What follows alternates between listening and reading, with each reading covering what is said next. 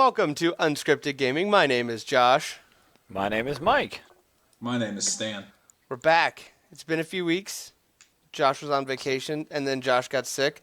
But we're back talking about video games because you know we what? still hate, and we still hate everything. So We do. That get is used to not it. true. I don't even know why we talk about video games. We don't like them. We don't play them. We think they're shit. I spent 12 hours this past weekend playing one game. Just want to throw that out. We're just gonna cancel this. Welcome to Unscripted Books. My name is Mike. But welcome to Unscripted Cooking. Crossword. I'm Josh. Welcome to We're gonna- Unscripted Also- Crossword. We're gonna cook on this No lie, audio I would podcast. listen to a podcast called Unscripted Books. I would listen to the shit out of a podcast called that. Unscripted movie scripting. It's our screenwriting And you podcast. lost me. You lost me. Stop it. Let's talk about video games we've been playing, because that's what the people We want. almost- That's what we're gonna give it to them. Yep, let's do that. Let's start off with Josh first. I'll go first. Mine's really easy. So, Yeah, I said you were going first. yeah, since I've been traveling a lot and sick and doing a lot of nothing, there's been Nintendo released a mobile game recently. Oh It's no. called Mitomo. Oh no. I've been playing a It's a- lot of Mitomo. How do you even play Mitomo? There is nothing to play. I It's a like social to listen to networking my app friends' with me. questions. If I by like play, to you drop mean them. send marketing and Nintendo and product information so Yes. Nintendo can. Exactly. And I like to drop the me's to hypermarket try to and get you. new outfits, and I like to go to my friends' houses and talk to them, and I've done it a lot, and that's literally the only video game I've played in 2 weeks. I'm not going to start the debate on whether Matomo is actually a game or not, but I You know- will say almost definitively in Stan's mind, Mitomo is not a game. Hey. It's a social networking app with your Me avatar. Hey, there And are Ninten- mini if games you- in it. Case If you closed. think Nintendo is Stan. not just using it to collect information, like Mike just said, I have a bridge to sell you. Oh, It's full of obviously I know that, but I mean, I just couldn't. I'm just care gonna go less. ahead and put it out there that I'm gonna go through the downloading and first time connection of Mitomo. I'm installing Mitomo right now, and I will update as. It's more complex than you think if you have a Nintendo. I took a picture of my If you- face. It gave me a me that looked a lot like me. It's pretty great. I chat with It my did not friends. give me the. It did not give me a me that looked like me at all. Mine looks pretty good. Mine looks pretty good. Nintendo system does not work that well with black people. I'm just gonna throw that out there also. Breaking A news. lot of things don't Breaking work well with news black on people. Nintendo hates black True. people. Oh my! You got- heard it here first. You people don't really. Whoa! Photo I sensors was- don't work Careful. well. Careful! I got the DSi camera. Oh boy! I got the DSi and the DSi camera that came with a couple of different games, and that camera system did not work great at all with anyone of skin pigment. Whoops. But I mean, at least for me, it's whatever. I also see this as it's a social framework, but it's Nintendo's not been historically great at the social stuff, so it's nice to see them kind of building this framework that's probably going to be a And this part is their- of their mobile foray, and them just kind of testing the waters, getting the Nintendo brand on people's phones. And it's honestly been kind of surprising for me the amount of people I've seen through my friends lists that are actually active on that. So, in that regard, obviously it's not a barnstormer, it's not a world burner, but like it's setting Nintendo up for the future. So, yeah, good job, Nintendo. Because Your first foray this is into their big mobile's good. first into mobile apps, and it was all right. And I'll update it as I continue to download this and uncover the Are horror. Are The we art- Matomo friends, Josh? Yes, I think we are. Okay. Add me on Matomo, Mike, when you get a chance. Sure, as I All right. uncover the arcane horror of Mitomo and the dark secrets it may contain. While Mike gets this downloading, do you want to tell me what you've been playing there? Me? Stan, yes. Did I not say Stan? I meant Stan. I've been busy playing a lot of different games. So let's start with my mobile games first. I've been playing a lot of Star Wars Galaxies, in case you guys have not played that. It's actually a really good free-to-play mobile game. There is a microtransaction thing, but I have not found myself spending $1, and it's really good. It's got a really good combat system. Very fun. Uh, I also tried, just because a lot of people at work tried it, and I wanted to go ahead and give it a shot, Clash Royale. And Ooh. it's Supercell's newest game. Supercell is kind of the undisputed kings of the mobile free-to-play space. Clash Royale is a video game that doesn't want you to play it, because every time you do certain things in the game where you get chests, and those chests help you get either new cards or upgraded cards. It's a reverse tower defense game And where each card equals your combat units. and this is a free-to-play phone game, correct? Yes. Yeah, it's a free to play. It's a free to play tower MOBA. Yeah, except you're actually attacking the towers as opposed to just defending. So it's pretty fun. It's got really cool combat mechanics. It's got really cool strategy. But once you get 4 chests and you have them on their timers to unlock, some of their timers, let me just say, are ridiculous. The first chest I got, its timer was 8 hours, and the other chests I've gotten, their timers are 3 hours. And if you have your chests unlocking in the background and you have 4 chest slots filled, there's no reason to play the game. So it's just a waste of your time to play at that point. So really, it's one of those games where, okay, I played it for 30 minutes today, and I pretty much stopped. It's weird. It actually gets me to want to just uninstall the game and not Well, you invest know any why? time into it. Because Stan, if you just paid a few dollars Just for pay some some money. gems, you just throw a couple Yep. shekels, go give you some gems, and you can unlock those chests a lot quicker. Oh yeah, that's exactly how they have it set up. And you know what? I find their free-to-play timer system way too harsh to be Yeah. Is it playable like as a free customer. is it like hyper rotten? Is it bad?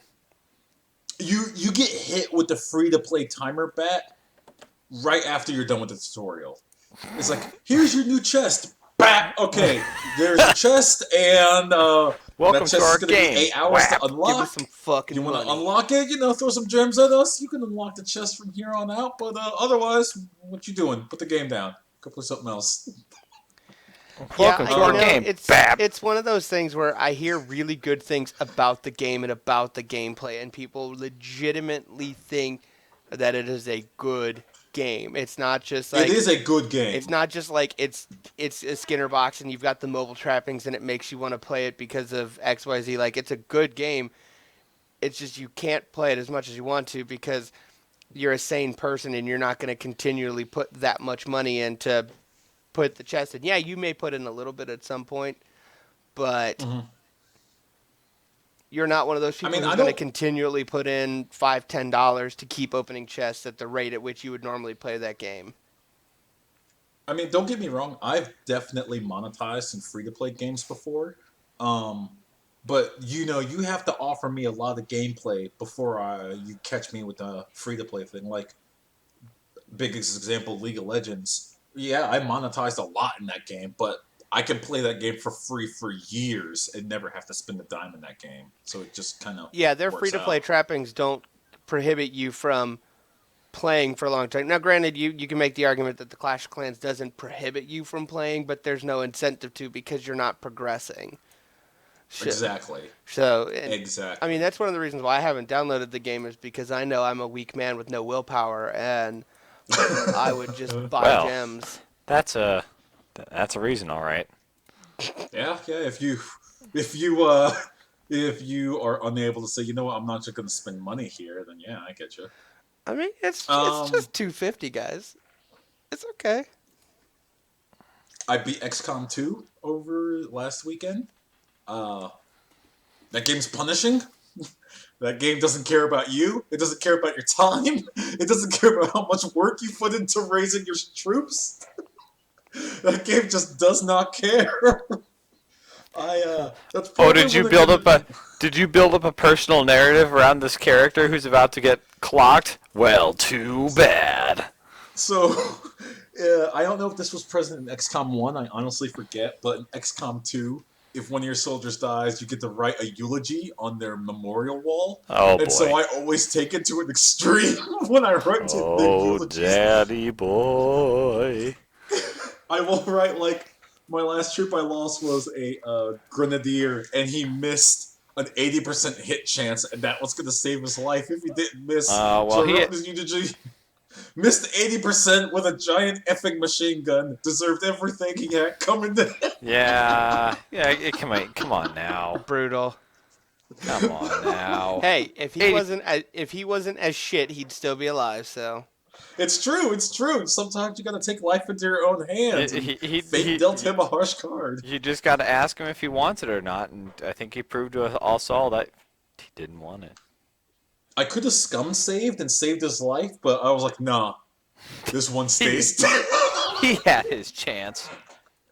You also in XCOM 2 can carry the bodies of your downed or deceased soldiers to bring them back to base to recover their gear or their weaponry, and then left his corpse on the battlefield. I was like, nah, Oof. nah, He gets left behind. no dignity. Fuck that guy. None. He gets no we will tell your quota parents from his friends. We'll tell your family you died like a chump. Oh boy. Good game. I also downloaded. Nintendo's having a sale for 3DS games. I downloaded Gunman Clive on the 3DS for $1.63. Good platformer. It's basically Mega Man except in the Wild West. Ooh. That's all I got to say. Interesting. $1.63 takes about 2 hours to beat the game. I had fun. I had a ton of fun with it. Cool. And if you have a 3DS, I highly recommend it. Done by two people, the brothers Horbeng, or something like that, some German name or Swedish name.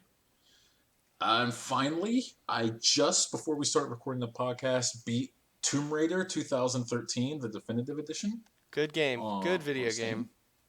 That is a really good. Here's why Josh likes it. As I was about 85% through the game, I was trying to wonder. This doesn't seem like Josh. That almost said your name. That almost said your last name. I'm gonna have to edit that out. Hey Stan, edit that last part out. Yeah, but dick. This doesn't seem like Josh's type of game. I wonder what. I get it. It's Metroid. That game is totally Metroid. Would you tell? Dude, go ahead and say it's not. I want to hear. I want to hear this. This is interesting to me. This Lara Croft in that game is totally Samus. She starts off with nothing, just a little pea shooter, which is her bows and arrows, and by the time you get to the end of the game where you're fighting Mother Brain, you're fighting your way through. Strapped. She's more strapped than Solid Snake in some of his games. That's not an exaggeration Oh at boy. all. That's pretty scary. I think I will say, and you probably now understand what I said, and I think I made this joke on a previous podcast, but they really should rename that game Lara Croft's Series of Unfortunate Events. Oh, I couldn't stop thinking about that as I was playing the game. I was like, are you kidding me? Could she not catch a break? No, she can't. Even at the end of the game, you're like, really? Still? Well, I'll give you some comfort that Rise of the Tomb Raider should be renamed. Lara Croft can finally catch a break. Psych. Okay. Psych. Oh, yeah. You nimble. I had you. I got it on a Steam sale. If you see Tomb Raider 2013 on Steam for a couple of bucks, I'd say 15, 20, go pick it up. It's a really, really fun game. It's very gamey in some parts. Like, I'm not going to lie. It's more third-person shooter than it is adventure game. Definitely. Like, if you don't like third-person shooters, you're not going to like this game at all. You just won't. There are some parts where it became very Gears of War for me. Which is surprising because I think, Josh, you said you just don't like Gears of War. I do not. But it's got a lot of backtracking in it. It's got a lot of, when it does use puzzle elements, the puzzle elements are really, really cool.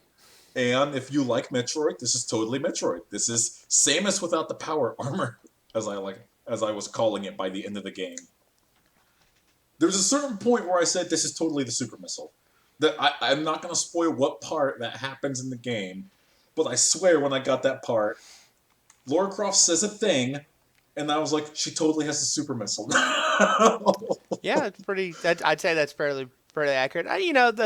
the scenery's pretty awesome too. The setting, I really enjoyed that game. I'm glad you did too. Oh, I did like it a lot. If you can pump up the graphical fidelity of that game, Crystal Dynamics did some really good work with Hmm. the art direction. Same, Really and did. it gets even better in Rise of the Tomb Raider. So, all right, Mike, I'm what about you? Yeah. What you been playing? Mike has been playing.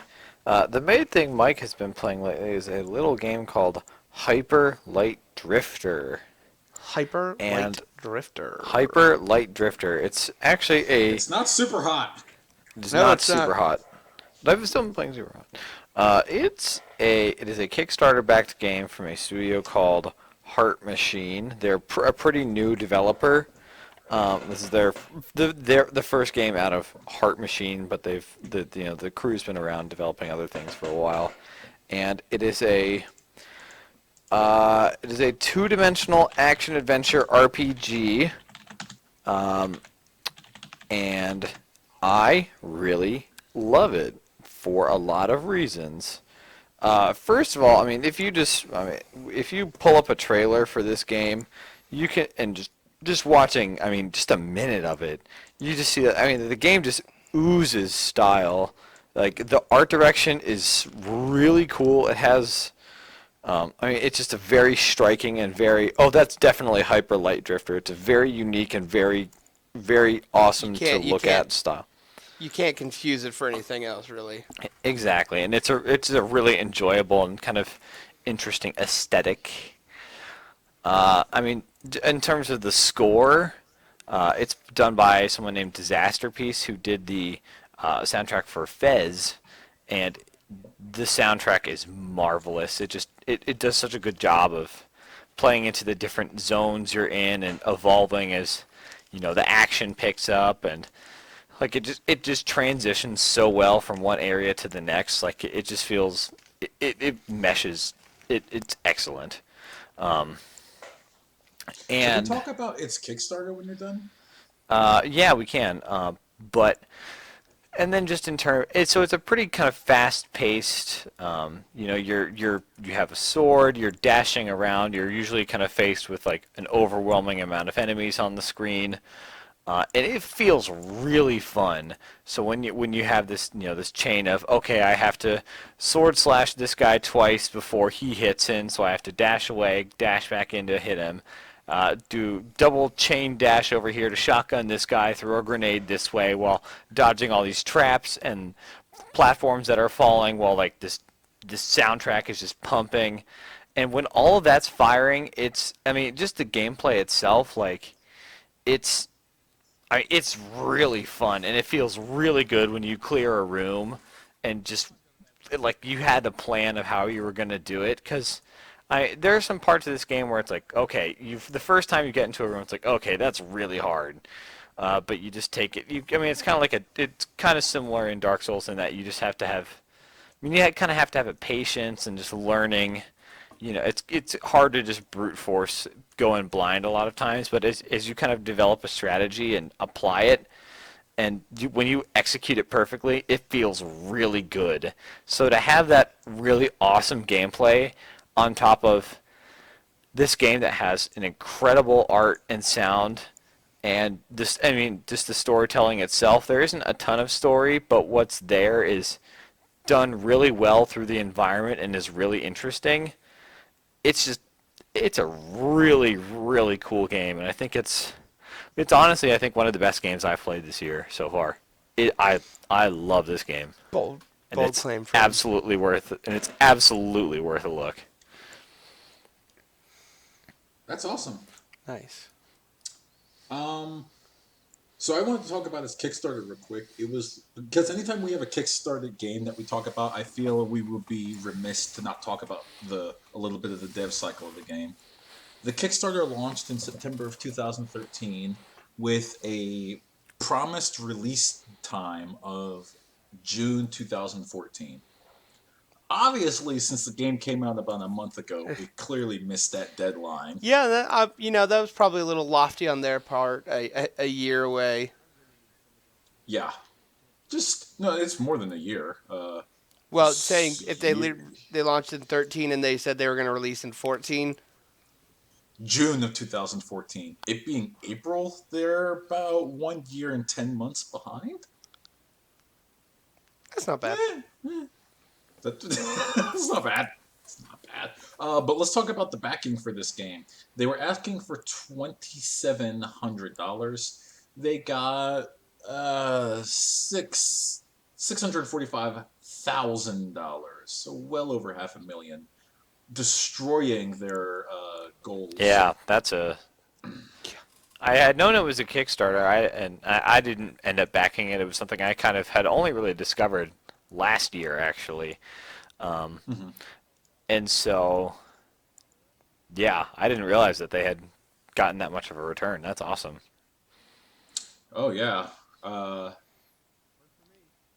So apparently they clearly missed their deadline, but they went ahead and delivered what sounds like, according to Steam reviews and according to Mike, a very stellar game. So Absolutely. that's really cool.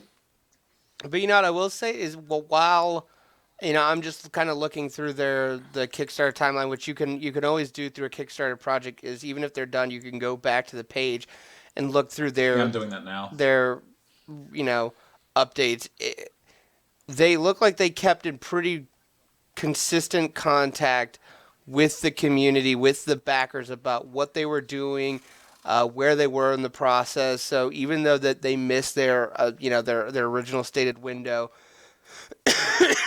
excuse me, they were very vocal and communicative to make sure that their supporters knew what was going on.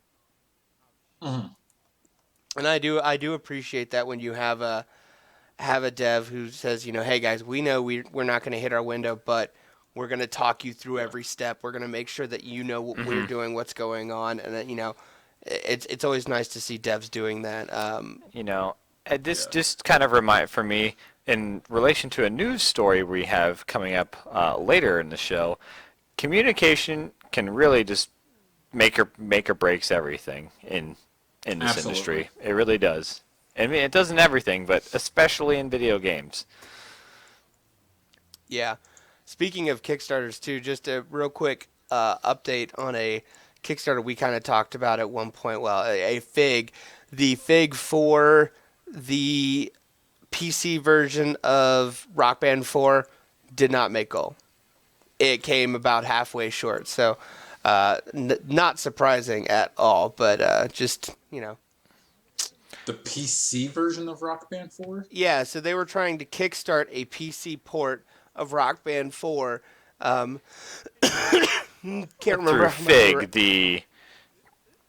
the crowdfunding / investment platform. But they did not hit their crowdfunding goal. So, I don't know if that means that they're going to abandon that idea wholesale, but obviously it's not something I would say that's a smart idea. Not something the community was feeling too much. So I had no idea about this. What was their goal? What was their asking goal?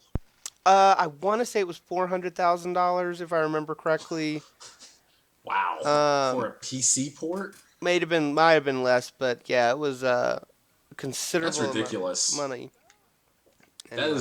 That's insane. But especially since it's already out for the PS4 and Xbox One.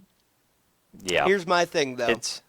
It's really good that this didn't come through, because who buys plays this Rock game? Band anymore? Video games like that are done. Guys, we're in And the it's not future. even. It's like people Rock play. Band 4 just came out. It's like people play Rock Band, but the people who play Rock Band already have Rock Band and not on PC. Yeah. Right, exactly. But here's the thing.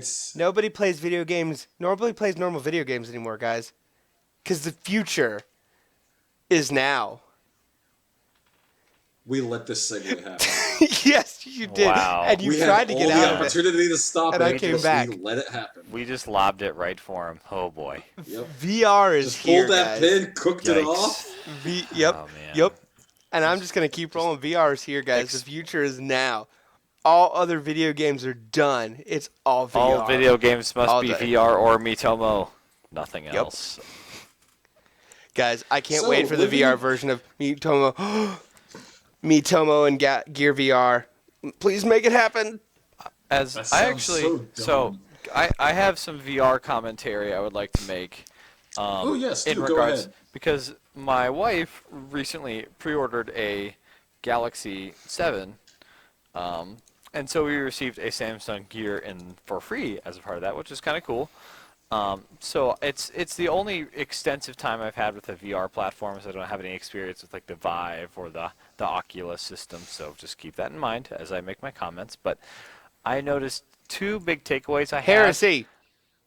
I definitely see I definitely see why it's I mean why you have to try it before like to really kind of get it, because there are some things that were there are some. I mean, even it's just it's the gear. It's powered by the phone itself, and it did some cool stuff. Like I had a couple of things where like, wow, this is a pretty cool thing.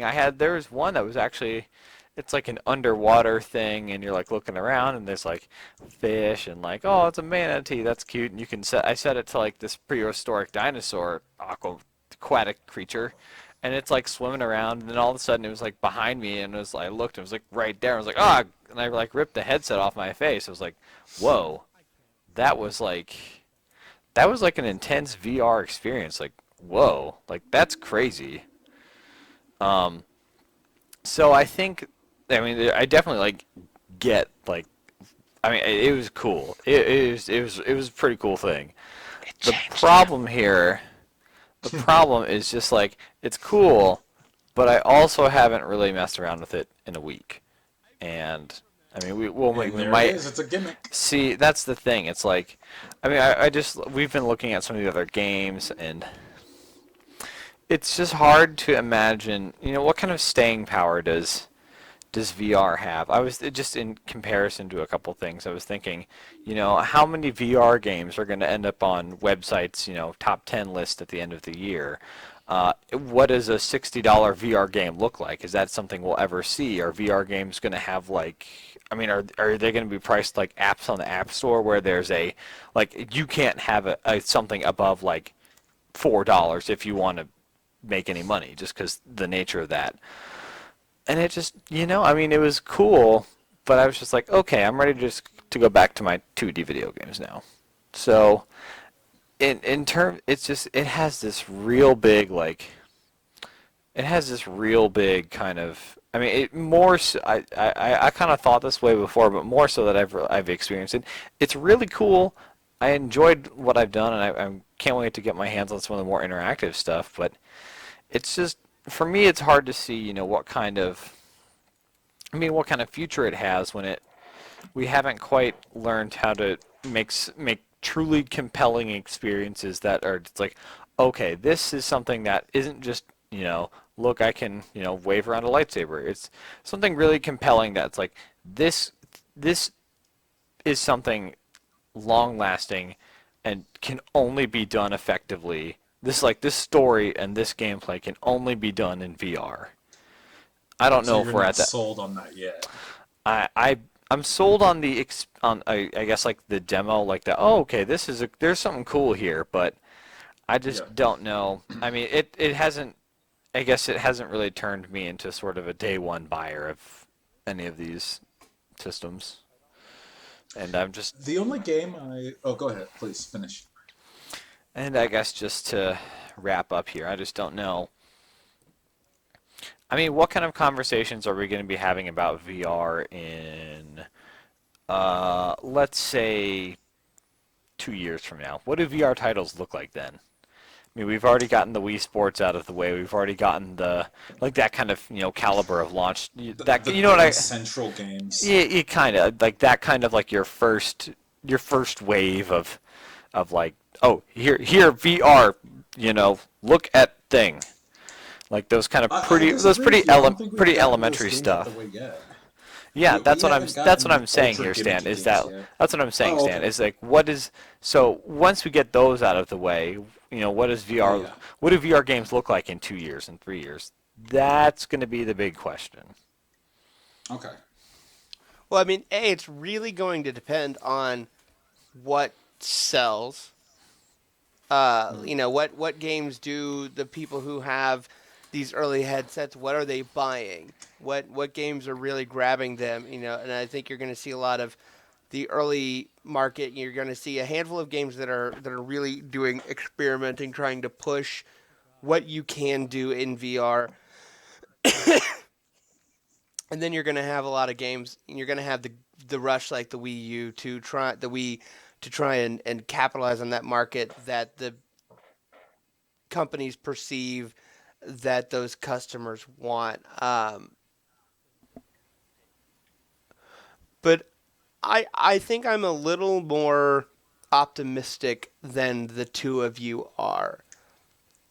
That's apparent. Like Um, the only game I've played that I have that would look awesome in VR is Elite Dangerous. And it's a space sim, but that's literally the only game I've played where I said, you know what, if I had a VR headset, I'd be sold because this game would look cool in VR. But uh, that's it. any mech game like a Mech Warrior game or an Armored Core game, if they were to make those in Cockpit. VR, how awesome would that be to sit there having the two Vive controllers in your hand and actually piloting your fucking mech? That's pretty So I awesome. guess So I guess what me and Josh are saying is any game where you're the pilot of something Hmm. would look cool in VR. And yeah, I can agree to that 100%, Yep. but And that kind that's of the does limit. solve it does solve a problem of, you can't really walk around in VR. Yep. Yeah. A But cockpit game, like games where you're in the cockpit or piloting something, you don't yeah. really have to worry about that. So, I've watched now approximately almost 20 hours of VR content because uh, some of you may Wow. know, some of you may not, at giantbomb.com, they have streamed the launch lineups of both the Oculus and the Vive. So every Mhm. game that launched in the Oculus store and for the HTC Vive, and they're planning on doing the same for the Sony VR, they streamed, and they were both about 10, 11-hour streams. So I've watched a lot of Wow. VR content. And, obviously there are problems. None of these games are. That's how he opens. So, because VR here's the thing: is is I am dead. I am realistic but optimistic because I see something, and a lot of those games I'm thinking this is pretty cool. There's a lot of cool things that they're working on with perspectives, with gameplay mechanics, with the way that things work, movement. Um, some of it's gimmicky. Some of it's you can tell that these devs are really just testing the waters, but it unlocks a lot of potential. And when Hmm. you listen to these devs talk to about, what kind of technology they're working on for their headsets for the future, where they see this going. Yeah, it's a big bulky thing on your eyes right now. Yeah, it looks a little Hmm. dorky. Yeah, it's a little limited. Yeah, you have to have a lot of space to really unlock the full potential.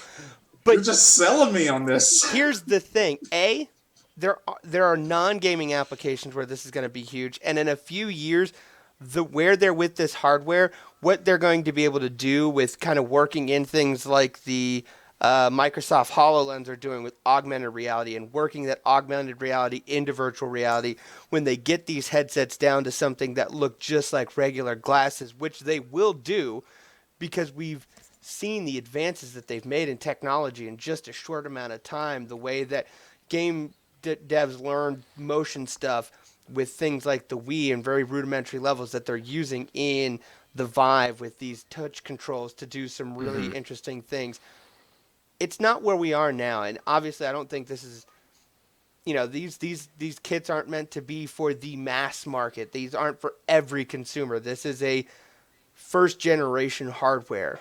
It's where it's going to be by generation 3, generation 4, where things like the iPhone, the first iPhone, you couldn't download the App Store. There was no App Store. It was very limited.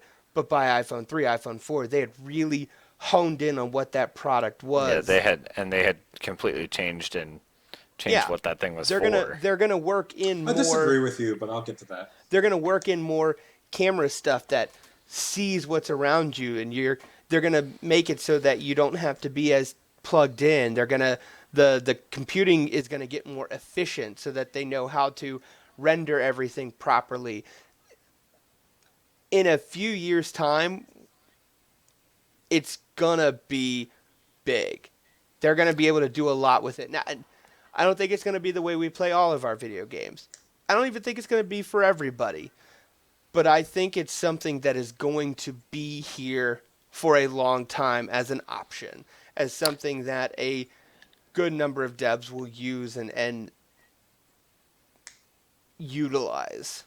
And before Stan makes his comments, I want to say something that you had touched on, Josh, here, because you'd mentioned that a lot about the non-gaming applications of Yeah. something like VR, and I think there's definitely a lot of potential in terms of what that is. I think that they went a gaming, they pushed the gaming angle of VR headsets because that's, I mean, that's what moves hardware is people, like people who are gamers who have disposable income. That's what gets people into the public. That's what normalizes, something like, VR headsets. So I think within a couple years, once maybe the hardware costs, if they ever, if we see a significant drop off as these companies get more skilled in, producing, this hardware, I think we are going to see extensive, non-gaming applications, and I'm really curious I'm almost even more curious to see where that goes. What kind of things are people going to do in medicine with VR, in Well, engineering with VR? there was a story a few months ago about a doctor who was getting ready to perform a very tricky heart surgery on a child, and they actually loaded all of the information of the heart that he was about to operate into an Oculus, and he used that to practice these very tiny and intricate movements that he had to get right, or he would kill the kid. So he used that to have a one-to-one simulation of what he was about to do, so he could practice it. Like, you're going to hear lots more stories like that of people using the Oculus to train for surgeries and practice procedures to help get themselves ready and better for those kinds of things. I mean, there's no other way besides doing it on a real person, which you can't really practice on a real person because they'll die. They'll So complain about that. yeah, they might, or Hey, can you if they can't, not? their families will. So I I think we have seen just the tip of the iceberg. I don't think it's going anywhere anytime soon, and I'm very excited about our fucking VR future hellscape. It's here. I disagree with your iPhone example, and probably for a lot of reasons. At the end of the day, like the first generation iPhone that came out, it was still a phone. You can make calls, you could send texts, you could log onto the internet. With this VR headset, right now, if you were to buy it for what many people are pushing it for, the application of gaming, I think one, you have to have if you want an Oculus, you have to have what $600 plus laying around, and that's if you have the beefy enough PC to even run the thing. I was listening to a giant bombcast specifically about this topic, and apparently the Oculus will let you run some games without having the properly spec'd PC, but they say depending on the game, it is totally not worth even attempting. Like, listen to Hmm. what the spec requirements are. Though Jeff did say Um, that he did try some stuff later and actually had gotten much better performance. So he did have an issue with his processor not being what they required. yeah, Doing some changes and actually getting the performance out of it. So you can kind of muck around it. I mean that's kind of a halfway example, you But know. my thing is Um, and I've always said this because it's again it's a premium product and it's for a specific niche audience. The kind of it's a little person too who's gonna premium. the kind of person who's gonna drop $600 for an Oculus either already has a beefy enough PC or has the money to buy one to upgrade theirs. It's not a Right. problem. No, I get you. I'm just saying that when you become so niche that you're catering to literally the 1% of the video gamers that could buy this, not they want to, they because obviously the way you're speaking, Josh, you want to buy VR, but I don't think I mean, I don't know about Mike, but I know for a fact I don't have $600 to throw down on a headset. Or if I want a Vive, $800 to throw down on a headset. And I'll tell you right now, I don't have the PC capable of running either. So you So have to that's spend it. another couple hundred. But you know That's what? it. Yeah, That's a it. couple $100 Even if up. I had the money, I don't know that I would right now, just because I'm not one of those people who likes to buy 1.0 hardware. I'm I'm I one of bought those people 1.0 who stuff wants to before. jump on in a few years once they've really kind of like gotten their legs. They've released a new version of the headset. You know, it starts to get a little smaller. They really kind of figure out what's going on with that. This this this is a learning time for them. This is for them to get the headset into more people's hands, to Hmm. get developers an audience outside of just the development community and really see what's going on. What do people like? What are people experiencing? They have a much bigger pool to get data from, to test on. You know, it's I think it's a net positive for them. I don't think there's any necessarily. I feel like we're having the Google Glasses conversation all over again in 2016 as opposed to 2010. I think it's Anyone different than remember Google glass. Glasses? I would have bought Google Glass because I would honestly use that every something that's constantly on my face and it used prescription lenses and all I had to do was say Google Glass, give me directions in real time on my glasses as a for navigation. We'll use as an example, as opposed to me looking at my phone on my in my car's air vents or whatever. That would have been much more applicable in that example, but VR just isn't even near. Like you have to close yourself out to the outside world to even use that headset. It's just standard trappings of VR. So I'm giving this another 2 years before it just peters out and we move on to the next thing. This is 3D TV. This is Google Glass. This is gimmick territory. I disagree, It's but its opinion. we VR. shall You heard see. it here first. Breaking news. VR is confirmed. Smell-o-vision.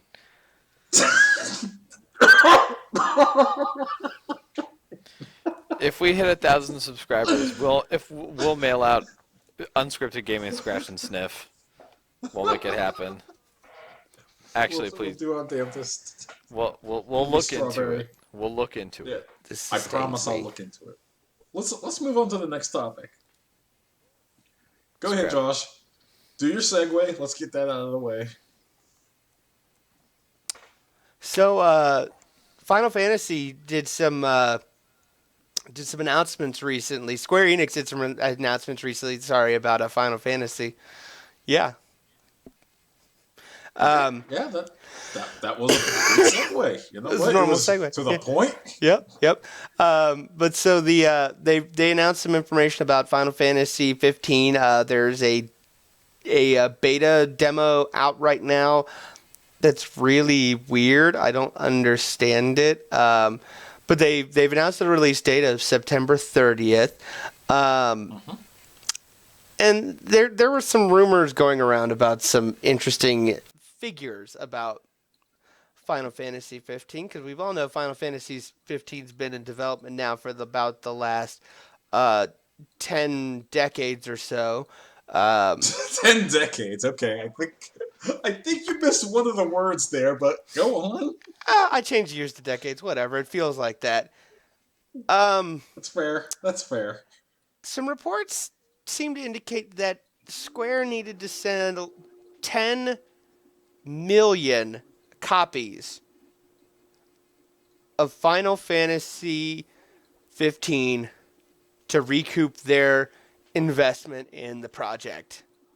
Okay, so I want to comment on this. First of all, Square Enix having a gigantic little event just to announce the release date for what's essentially a press release date. They could have mailed this to people.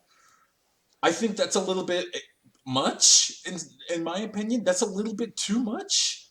Uh, that's showing that is showing very much how important they are taking the release of Final Fantasy 15 if they're having a separate press event just to announce the release date. That's one. Two, I've played the original beta for Final Fantasy 15. But this is back about a year ago when me and Josh were talking about how is Stan doing on Final Fantasy. What was that game again? Type 0. Uh, Oh my gosh, that game. Oh, I don't normally drop and never play games again, but man, I gave that game the boot. Essentially, I paid $60 just to play the demo of Final Fantasy 15. Love the demo. Yeah, I hear very It good was a things beta, about it. actually. Oh, that beta was awesome. It made me really, really look forward to the game. There's a lot of things they need to iron out, but what the initial showing, the initial offering was really good. I'm not going to play the new beta. I don't need to. I got what I needed. Um, Also, the whole thing about selling 10 million copies, I want to comment on that. One, I don't think this is a rumor. I think this is true. I don't think that's a rumor at all. So, you know how I'm talking about the game Tomb Raider, the definitive edition or whatever the hell they call it. Did you know Square Enix considers that game a sales failure, even though in the first month they sold 3 million copies? This is because Square Enix said they needed to sell 6 million copies to make back the money they needed to recoup for marketing and creating the game. So the fact that they sold 3 million copies, which any other company in the world would call that a success, except for maybe like Activision for Call of Duty. The only games I think of that come to mind that would be upset about those figures are Call of Duty games, maybe Madden, and Grand Theft Auto. Like the only Yeah, game that I that's can about think it. of that can come close to that 10 million figure is Grand Theft Auto. Yeah, but Grand Theft Auto will actually make 10 million sales in the first month Yeah. if they were to release a part 6 in the next 2 years or something. So I believe Square Enix, if they're going to call Tomb Raider a failure by selling 3 million copies in the first month, and they're saying they need to sell 10 million for a game that's been in development hell for the past decade, yeah, that's not a rumor. I don't believe that's a rumor at all. Remember how when me and you said like it was over a year ago, if Square Enix wanted to ever like, oh gosh, we're so far in the black, hit the remake Final Fantasy VII button. So if we can move on to that, Square Enix has confirmed that Final Fantasy VII Remake will be released as 3 separate games. That's a lot of Personally, games. I find that silly. I don't know how everyone else feels. I find that incredibly silly. I get it and I I don't know. get it at the same time. I mean, this isn't a new property. My when I beat Final Fantasy VII, I beat Josh's copy. I like walked to his home and said, "Dude, I just got this itch. Can I borrow the game?" And he let me borrow it. Played it, loved it. So I assume Josh has already beaten it. I know I've beaten it. It's been a Love long that time, game. but yes. Um, that's about a 40-hour, 50-hour standard issue RPG. It doesn't need 3 separate copies. I mean, you'd have to completely fundamentally alter the story in some big padding ways to get it in the because they're at the Square Enix event. They're promising yes, it's going to be 3 copies, but they're going to be 3 full games. And here's the thing: How? is I get it because they want to make they probably want an injection of cash to like keep the project going Oh because yeah. it's an expensive project and they've got a lot of other expensive projects that they're not going to make all their money back on. Um, Oh yeah. I don't I don't know if NX can buy Square again, but they need to.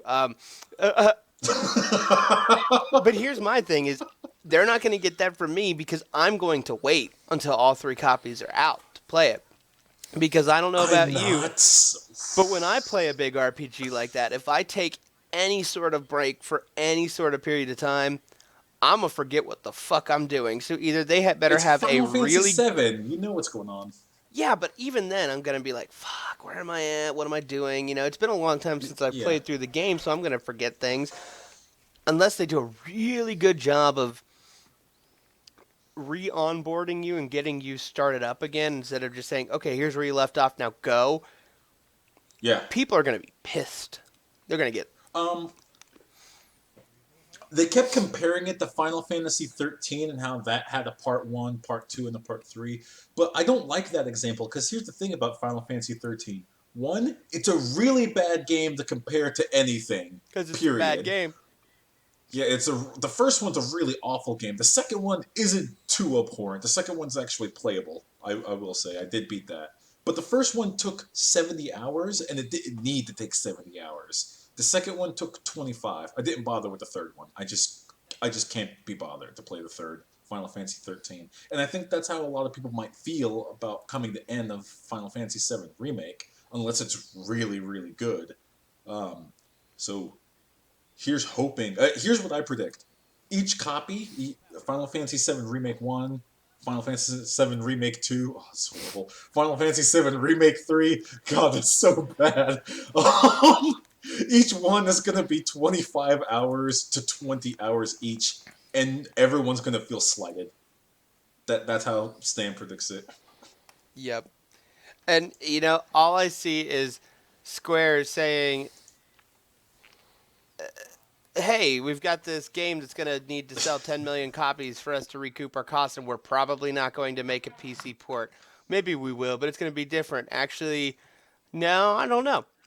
Oh, by the way, we're making a movie. Remember the last time we did it and it worked so well that we had to get bought by another company to stay afloat? Yeah, we're doing that again. Oh, hey, Wait, that... what movie?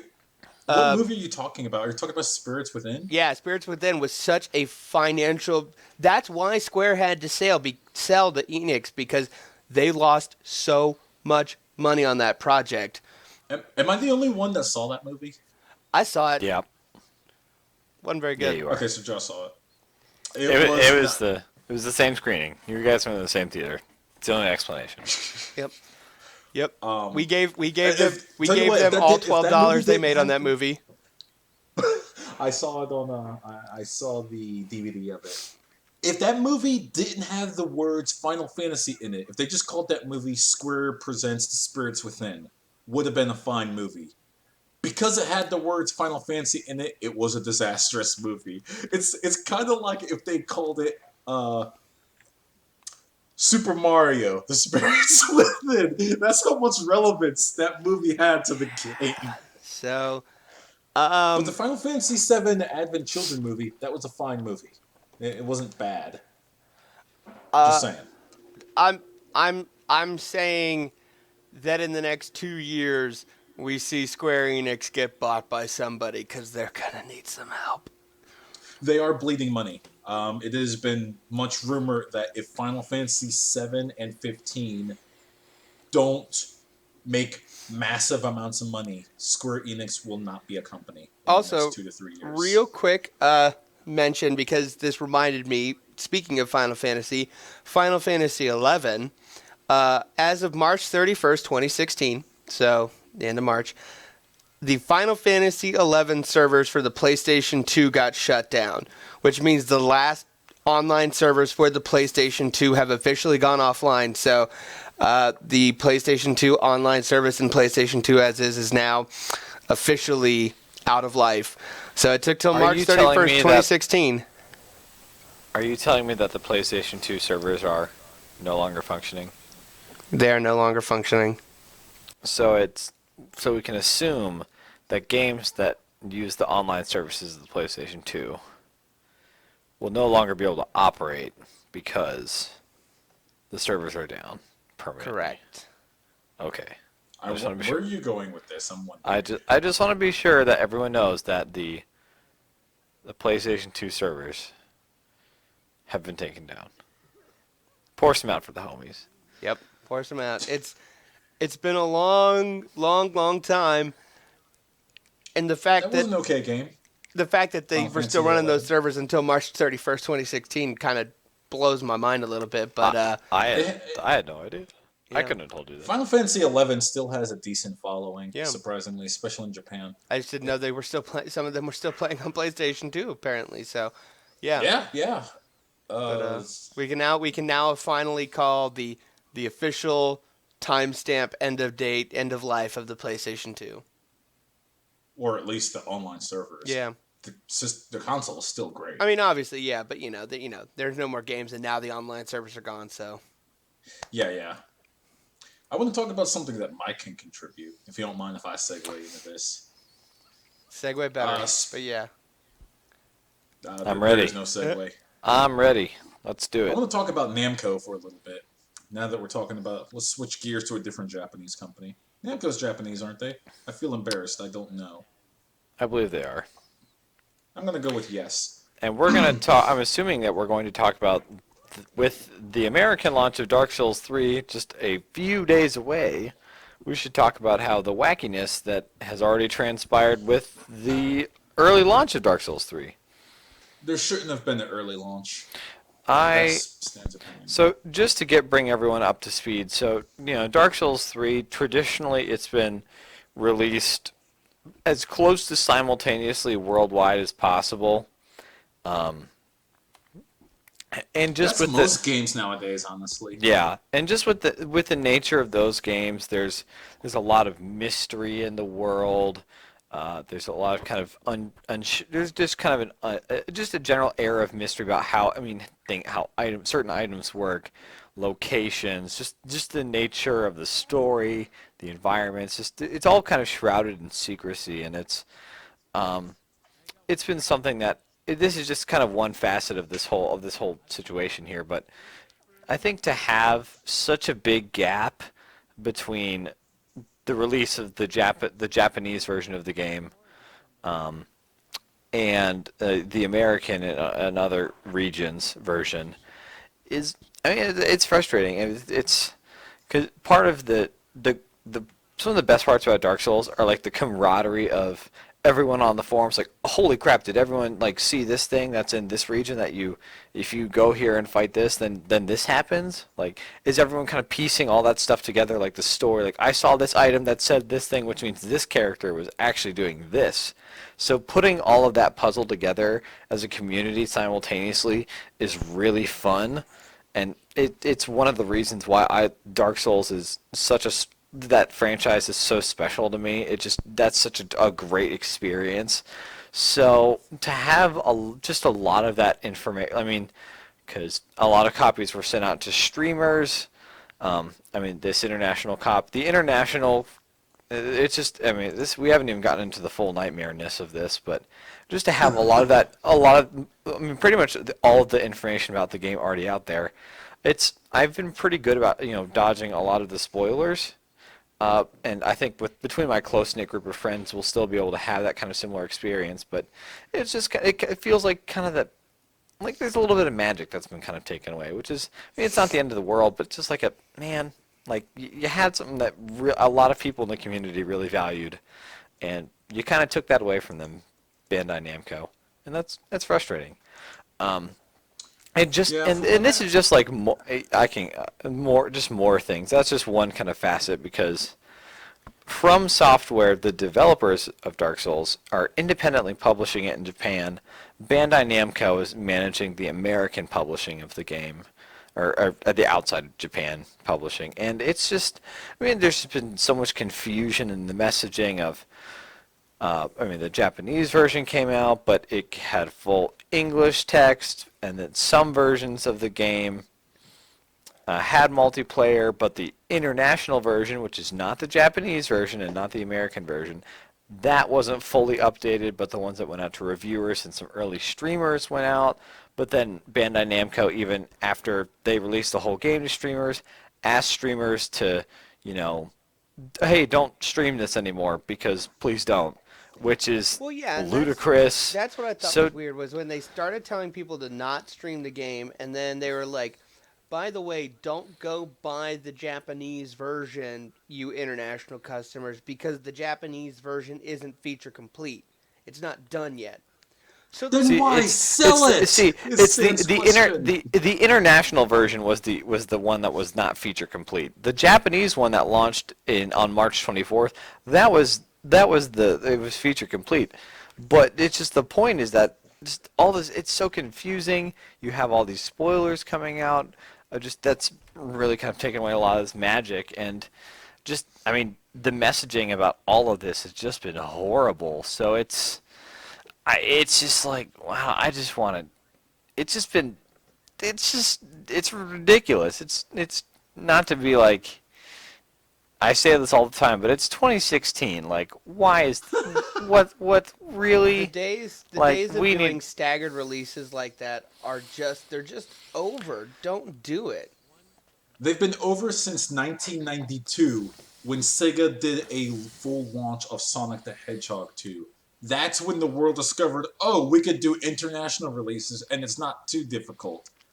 So to mess that up almost, 25 years later, It's just really embarrassing, Yeah, it's especially with just the proliferation of the internet. yeah, it's just like a lot of the things really kind of there's a lot of little things that kind of add up here because you have I mean, all these different versions of the game. Some are complete, and some have a lot of bugs, or don't even have the day one patch that fixes a lot of performance issues. But that's only some versions, not all of them. You just have, and then it's on top of a lot of information getting out about this game that is a lot. Its community at large enjoys discovering that for themselves, and as a group together, that kind of camaraderie has been kind of. It's not going to be the same. And so just to have all these issues piled on top of it, it's just frustrating as someone who's a fan of the series. I mean, I'm still gonna get it day one. I'm still gonna play it. I hear great things about the game. I hear it's just a fantastic just summation of the series. But it's just people. I think the community Fucked up. the community that turned that game into just the phenomenon and hit that it is. I think they deserve just a little better, and at least a little better communication. And that's my 2 cents. No, I agree with you. It's like what you said at the very beginning. In the video game industry, communication is king. And this is a failure from top to bottom in communication of the release of a much venerated game, especially with the amount of marketing and advertising that they did for this game, especially in the United States. Like when I went to both at not both, I'm sorry, at the PlayStation Experience convention that was just a couple months ago, back in September. They had this gigantic Dark Souls 3 statue that I took a picture of, and not to mention the Game Informer interview and just game industry interviews all over the internet and all over in gaming magazines to go ahead and just say at the very end, by the way, staggered release, Japan's going to get it first. And if you guys want it, it'll be the incomplete. Why? Just why? The best form of communication that Namco could do to salvage this would be just to give a reason and to give a really good reason. Maybe there's something we don't understand that happened. Some people have been speculating it's that they needed to hit the Japanese fiscal end of year and they just needed to have something out on the shelf so that they could do that. But if that's what it is, man, that's shitty. I hope it's not. I hope it's something better than That's that. But that's it's poor probably not. planning. It's probably what Yeah. it is. Oh well. Real quick before we get out, just a few quick honorable mentions of just little news stories I saw. The Xbox One, they are finally keeping good on their plans to make all consoles dev kitable, and not just through the workaround that was discovered a few years ago. Here pretty soon, anybody will be able to turn their Xbox One console into a dev kit, and all apps will be available to devs. That's pretty cool. That really, And if relieves I the understand, financial burden on some devs and maybe even give more access to that ability to smaller studios. and if I understand, there's like an application process towards that, correct? I believe so, yeah. And So it's last, not just like anybody's flipping it on. you're Once not you just apply gonna go turn and on your Xbox, punch in a code, and get it. This may make some folks have an easier process and to get small dev teams really be able to have a much more affordable way into getting dev kits and which is develop awesome. on consoles, which is pretty cool. And then little thing I saw on Polygon, which I thought was pretty interesting. 29 years later, Mike Tyson's Punch Out. Somebody found a new secret. There's a tell in the crowd. It's been long known that you could drop Honda with a one punch KO, but now you can also drop Bald Bull and the some Reddit person. Midwestern housewives discovered the tell in the crowd of when you need to punch a few of the characters to give you one hit. So even 30 years later, old games find new exploits all the time. So I just think that's cool when that happens. And as somebody who follows speedruns, when people find new glitches and whatnot, I just think that kind of stuff's cool. But if you like to see new videos, What Wow. should we do? God, you should click the subscribe button so you get notified every time we post a new podcast. You should go to Facebook, look up our Facebook page, Unscripted Gaming, like us there. We post a lot of stuff. And also follow us on Twitter at unscript_gaming. So, yeah, follow us on our social media. But thank you. This has been Unscripted Gaming. I'm Josh. Mike. I'm Stan. Peace.